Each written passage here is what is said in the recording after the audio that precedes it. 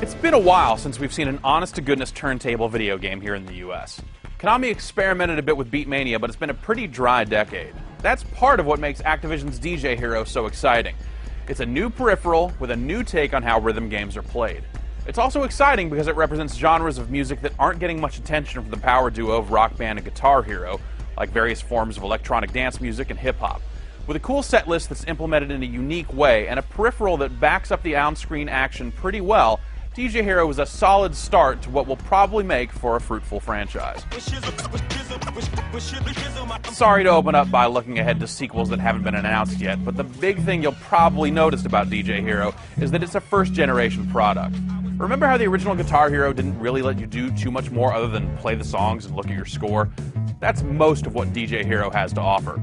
You're presented with different mixes, each with anywhere from 2 to 8 songs in it, and you'll play the tracks one after the next until you've completed that tier of songs. You earn stars for your performance, which opens up more set lists and additional window dressing, like playable characters, new stages, more outfits, and so on. Some of the characters are real-life DJs like Z-Trip, Grandmaster Flash, and Daft Punk. That sounds straightforward, but there is a bit more to it. You can also play against another player either locally or over the internet. You can also play 10 of the game's tracks with a local player wielding a Guitar Hero guitar controller. This seems like it was added as a bit of an afterthought.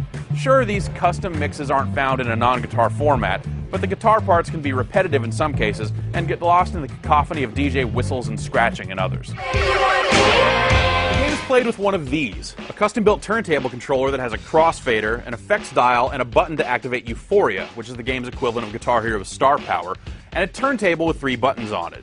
Your primary activity is pressing these buttons and holding them while you scratch the record back and forth in time with the on-screen indicators.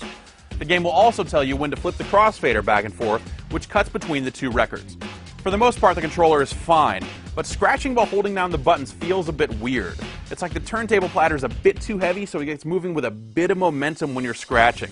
This leads to imprecision, which is never great in these games.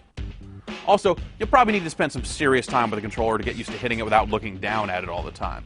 Additionally, the crossfader can be a little tricky. It's easy to slide it a bit too far when you're trying to center it. So as you might have guessed, this game isn't as easy to pick up and play as Guitar Hero was back in its day, since the activity of DJing is a bit more abstract. But the game opens with a great tutorial that helps make everything clear. That said, you'll need to get some practice to actually get good at the game. I can't stress that enough.